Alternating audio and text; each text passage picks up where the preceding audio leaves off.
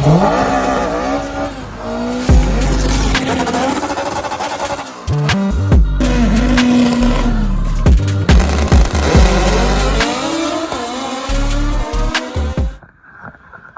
up, guys? It's Eggie here. We're back in the garage. I'm just gonna get to it. It's kind of late. I don't want to get these back in, but I started messing around with the rear trailing arms just to see if I could get the hub off, and it slid right off. I already have it on our KS tunes. As you can see, I already took the whole trailing arm out. It literally took me a half hour. Kid you not, took me a half hour. All the bolts came out super easy. I was expecting it to really, really break me a little more, and it really didn't. So we're allowed to extend it 2 inches.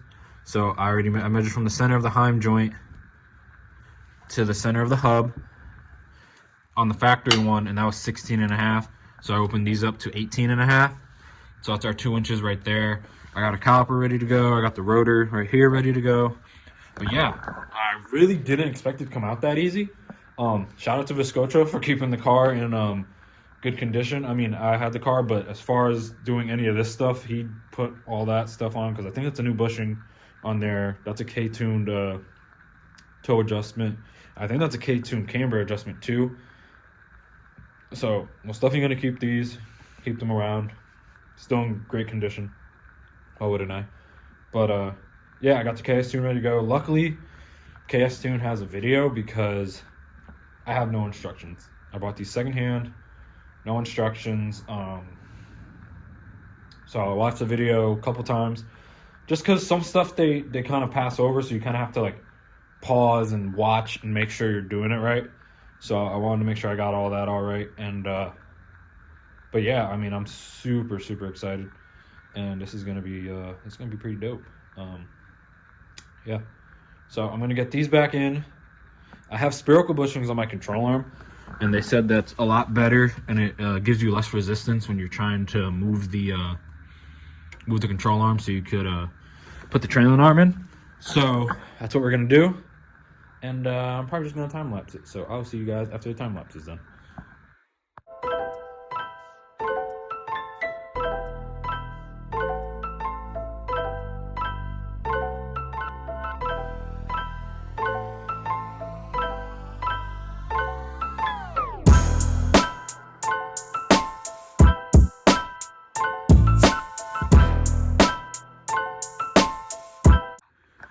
All right, so we're done for the most part.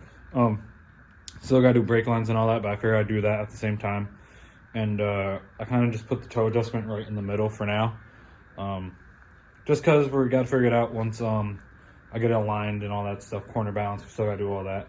But for the most part, our more important bolts are tight. As far as the bolts that hold up the heim joint, and then the toe adjustment and the camber, those are tight. And our caliper bracket and our caliper's tight. I got the rotor being held on by a freaking lug nut, because I do not have the screws to hold on the rotor. And I don't even think I put these in the right spot. No, I didn't put in the right spot. So I'll probably have to take the caliper back off or whatever and flip it. I'll probably just get the screws just to make our life easier and, hold it on. But yeah, everything's on. Freaking looks sick. As you can tell, since I already did the 2 inches, it's not center with the wheel, or the, oh my god, I can't even talk. But it's not center with our wheel arch. So I'm gonna pull that lug nut off and see if I could put like one of the rear skinnies on and see what we got for clearance and stuff like that. It's crazy when you look at your race car with a cage, ITBs, crazy, like K-series, hood exit, like cut doors, roll cage, carbon, and you put trailing arms on, and that's when you realize it's actually a race car, because this looks insane. I had to put the rear wheel on just to see what it looked like, and I'm just like, look at that. Look at that. I mean, the gap in the front. Most people probably think it's ugly, but if all motor or just Honda racing in general, like most of the cars that you're gonna see out there, Steven CRX, practically every all motor M1 car, Sport front wheel drive or X front wheel drive or X Street, whatever class you want to call it, but anything front wheel drive that's trying to go fast has trailing arms, because it extends the wheelbase, allows you to 60 foot harder. They weigh less, so you're saving weight, like I said last time. But I mean, to see this on this car is crazy. I mean, this is pretty much almost perfect placing, except I noticed from up top the camber is a little inward, so we're kind of drift car status right now. We probably have like, I don't know, probably like -1 degree and a degree and a half of camber, but it's not touching. I mean, if you remember on the other car, the tire was out here. Like, you could see the tire, like, you can see the line past this, you know, side of the arch. Now it's tucked in. Like, I could, you know what I mean? We might have to cut this a little bit, just so when the car sits back and the back, you know, comes down, it won't hit the tire. But again, you know, you have to do some adjustments on it anyways. I mean, look how smooth that rolls. I didn't put a lot, but, you know, I cleaned it up in there and, you know, made sure it was nice and clean, so it could roll nice. It's crazy. It's just crazy. Yeah. But if you look from the top, it's tucked in. Like I said, we're cambered out a little bit, but when we go for alignment, that'll get all adjusted out, zeroed out, and all that stuff, and we'll figure all that stuff out. But FaceTime Xavi, he's like, dude, throw the front wheel on so we can see. And I mean, just look at it. I mean, it just looks insane. And to think I wasn't even going to do this. I was not going to take that out and put that in. But there it is. It's there.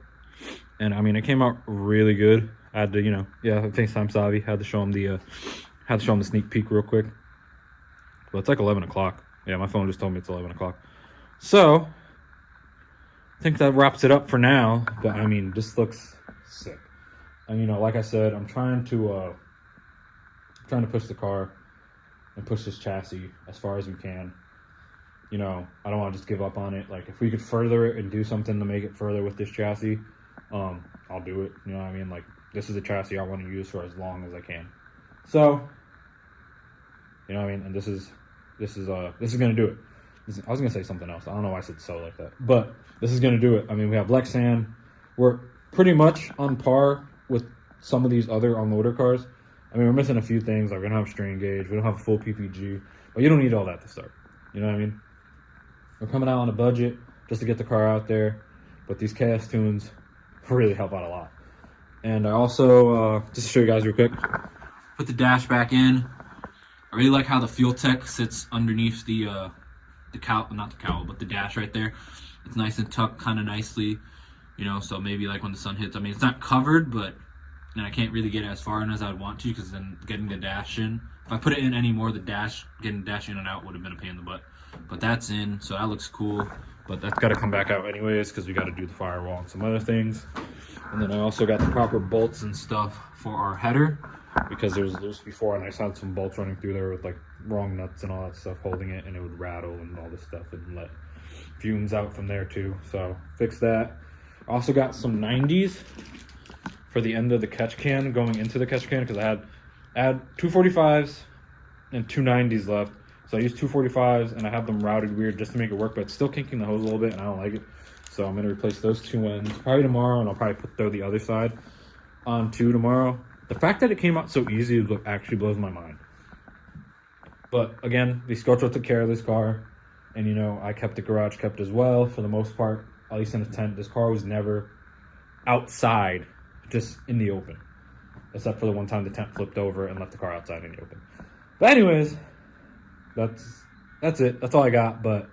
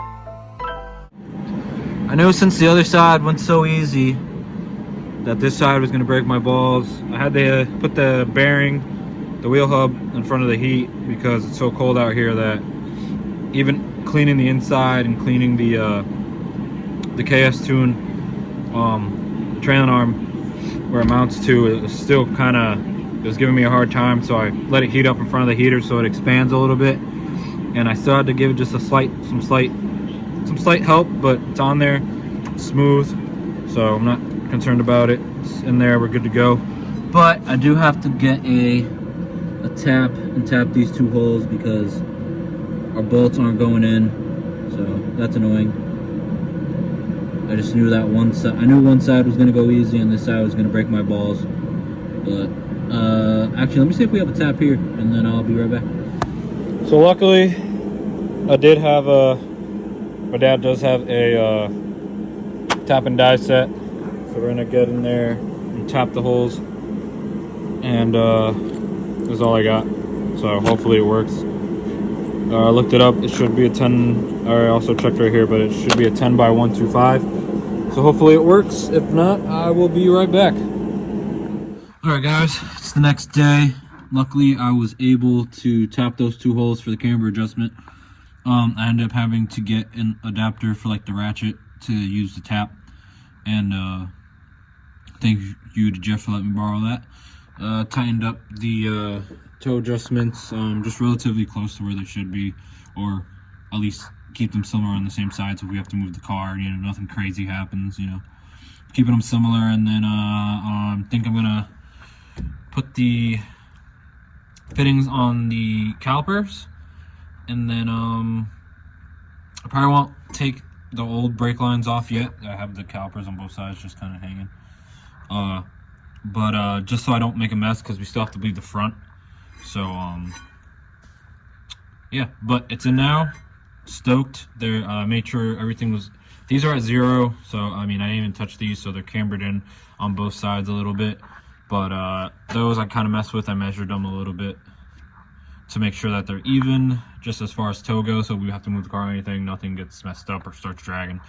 But yeah, so I'm gonna get started on probably putting the fittings in and running the line, just so when we do take this off, it's a nice seamless process, and just put it up in here, and then we tighten the fitting onto the other one. And I'm hoping they're the same size. It doesn't tell me what size they are, so I'm not gonna know until I take them apart.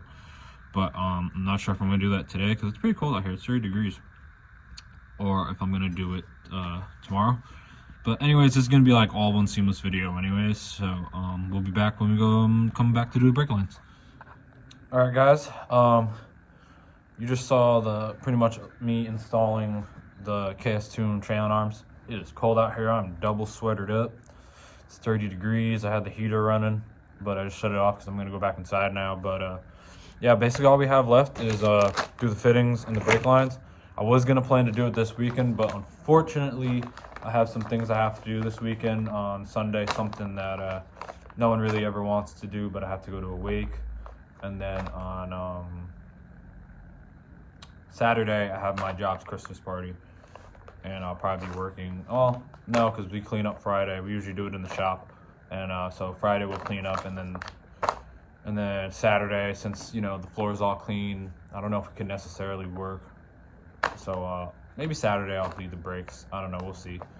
But and I'll install the brake lines and all that stuff. But yeah.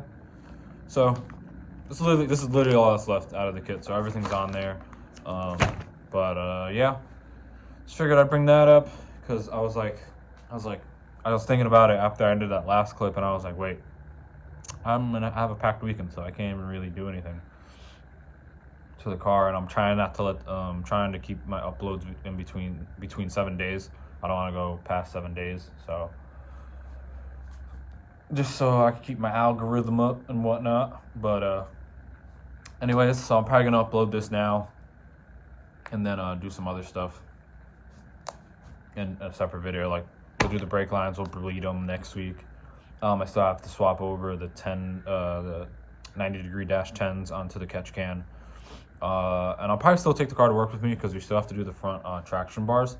So and that'll be a lot easier on a lift because we have to get underneath the car because we have to cut the already existing mounts for the front and move them over and all that stuff. And with everything right there, it's just easier to do it from the front, and you can get the weld underneath too, so we can make sure we got a nice seamless weld all the way around. So anyways, I hope you guys enjoyed this video. I tried to show off as much as I could about the trailing arms. I'm super excited, but again, not trying to make this video too long.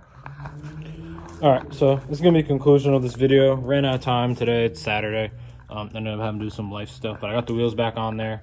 The rear bumper is just all kinds out of whack. On the passenger side, it's too far in. On this side, it's kind of even, but it's drooping down a little bit, so we're getting some contact with the rear tire after I cambered it back out this way, because ride height wise, it's actually not that low compared to like some other cars. I put like a clip of Joy Built's car in right here, but I'm kind of happy about where it is. We just got to do some cutting and some fine moving with the bumper and stuff like that.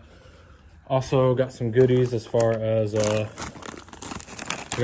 so on K-Series, the dipstick is known for coming out from pressure and blowing out. So I got K-Tune sells like this hold down, the retention kit. So you put the spring on onto the dipstick, and then this will bolt onto your intake manifold with the spring attached on one side, and it keeps it from coming out during the pass. And then we got a 4-piston ARP crankshaft bolt. So yeah, that's pretty much it. But I think I'm done for now. I'll do all that brake stuff and all the other stuff next video. I don't want to make this one too long either. We're already at like 16 minutes, not even including this part. So anyways, I will see you guys next time. If you like what you saw, please make sure to like and comment and subscribe first and foremost. And I will see you guys next time.